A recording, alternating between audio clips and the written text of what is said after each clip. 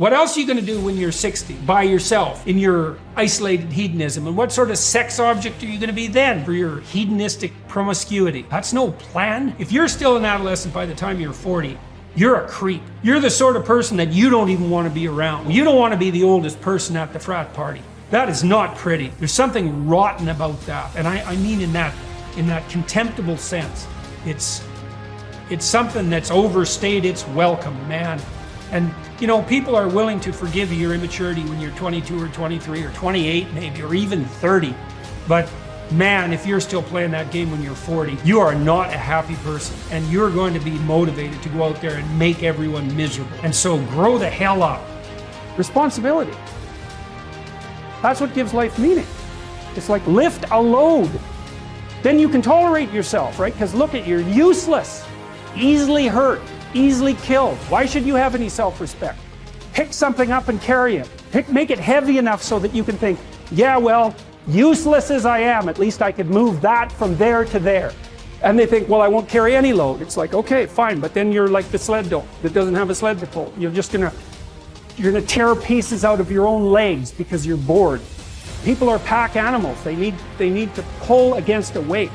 In Switzerland, there are some mountains that can be climbed by you and me. It takes a day to get to the top, and then you just camp up there and you come down the next day. About halfway up the mountain is what they call the halfway house. Halfway house, halfway up the mountain.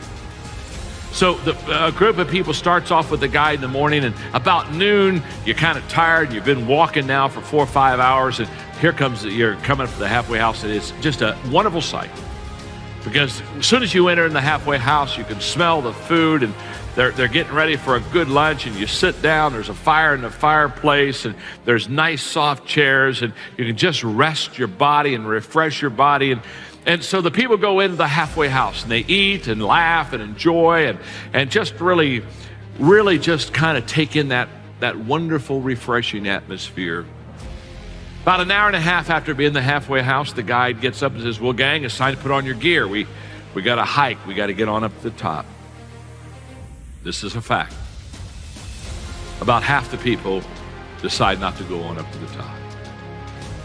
They're sitting around the table and they're just saying, you know what, go on up. You're going to be coming by here tomorrow. You're going to be having lunch here again tomorrow. We're just going to hang here.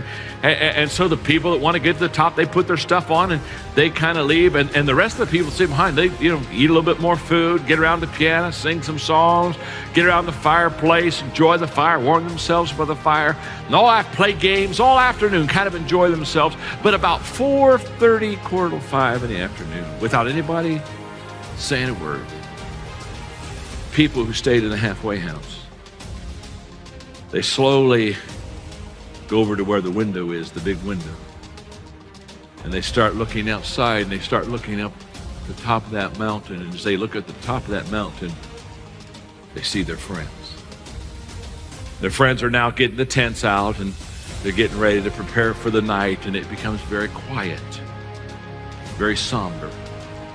Because everybody in the halfway house realizes the mistake they've made.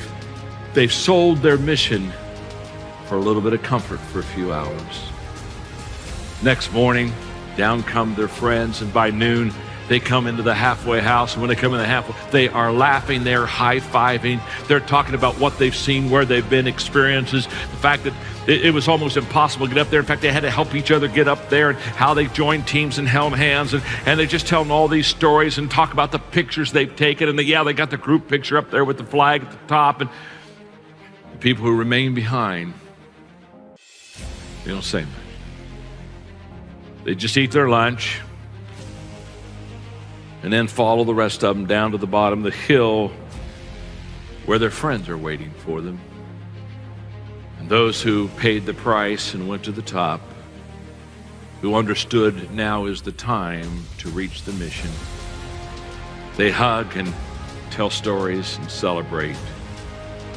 And the others, they just kind of slip off and get in their car and go home, because they realize they're never going to be what they wanted to be. They're never going to see what they wanted to see. They're never going to do what they wanted to do, because they failed to realize when they're at the halfway house, now's the time to rest and to go on. Pain is a good thing physically, because that is your preservation, self-preservation mechanism. But suffering is something that you do in your mind.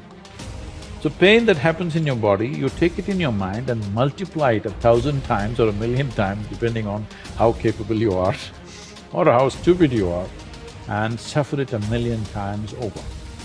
Right now, most human beings are like this. What happened 10 years ago, they can still suffer. What may happen day after tomorrow, they already suffer. They are not suffering life, they think they're suffering life. So for me, a human being being impactful means, how conscious have you become? This is very important. Because if you're in compulsive cycles, then your energy gets wasted in so many things. If you observe people, so literally 50% of life is gone, daily basis, just for basic maintenance of this life. 50% of the time is gone in maintenance, remaining 50%, what they have. If you look at every single move that they may make with their body, their thought process, their emotions, you will see a whole lot of it is happening in compulsive cycles. Your experience is entirely determined by you. This is what the word karma means, unfortunately. It's become something else here. Karma means action. Means when we say your life is your karma, we are saying your life is entirely your nature. Percent. What happens in the world? There are many, many forces involved. What happens within me? It's 100% me. 100%, isn't it? If you don't take charge of this, then you're an accident in life. When you're an accident in life, anxiety is very natural. Natural, isn't it? Suppose you're driving accidentally, that is, you don't know what's happening, you're simply somehow going. Anxiety is natural or not? Yes. Any accidental movement creates anxiety. So this is why consciousness means this, that you have taken charge of the instruments of life, which on most fundamental level is our physiological and psychological space. You have taken charge of this. Now your health, your happiness, your joy, your ecstasy, your misery, everything is in your hands. You exercise them as you want. The most important thing is to work upon yourself. What does it mean by saying working upon yourself physically? Just set up small goals for yourself for the next few weeks. Suppose you're 18 for the last 30 years. When the first time when you became 18, if you did bend down, how far would you go? At that time, maybe it went all the way to the floor. Today, maybe it's like this. Just see if you can go 6 inches more. When you were 18 years of age, how quickly you went up a staircase. Today, how you're plodding up the staircase. See if you can improve it by 10, 20%. 20 improvement in the next 2 weeks. Just check your picture when you were 18 or below, how you would stand, how straight you were. And now, if you become like this, straighten yourself up a little bit. Look further back, what kind of smile you had when you were 6, 8, 10 years of age. See if you can get 50 of that back on your face all the time. Not by simply grinning a plastic smile, but bring that magic back into you. If you cannot do anything fantastic, at least you must be a pleasant piece of life on this planet. This is something that you owe to yourself and to everybody who lives around you. This you must do. So set up your own kind of goals and see. It's not difficult, I'm telling you. Just needs little attention. Right now, people think they're carrying the world on their head. No, no. Just in case you are in Sirashasan right now, and you take a picture and turn it around, it looks like you're carrying the planet on your head, but that's not the truth. Whether you are on your feet or on your head, the planet is carrying you, and it's spinning by itself. Day and night is happening by itself. Seasons are changing by itself. Sun comes and goes by itself. Really, there's nothing to do. These few weeks are for time for you to realize everything that is significant in the universe is happening by itself. It's for you to sit here and enjoy the bounty of life. Just make use of this. Do not act like you are running the whole planet, or you're running the whole universe for that matter. You are not. It is happening by itself. You are a tiny little creature who is here for a little bit of time. Don't make so much fuss about it.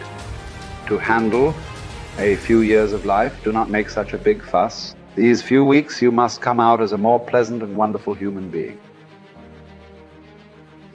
This is the greatest thing you can do to yourself. If you sit here, this person is a pleasant experience for you. If you are a pleasant experience for yourself, everybody else will also experience this person as a pleasant experience. What great things you will do or not do, that is subject to various realities. Nobody can fix it 100%. You must understand, our actions are largely determined by the times in which we exist. Suppose you were here 5,000 years ago. 5,000 years ago, if you were here and the virus came to you, you didn't have to do any social distancing because anyway there was nobody around you. Even if you wanted to infect, you couldn't find a person. So you need to understand what we are doing. Our actions and what we do and do not do is the times in which we exist.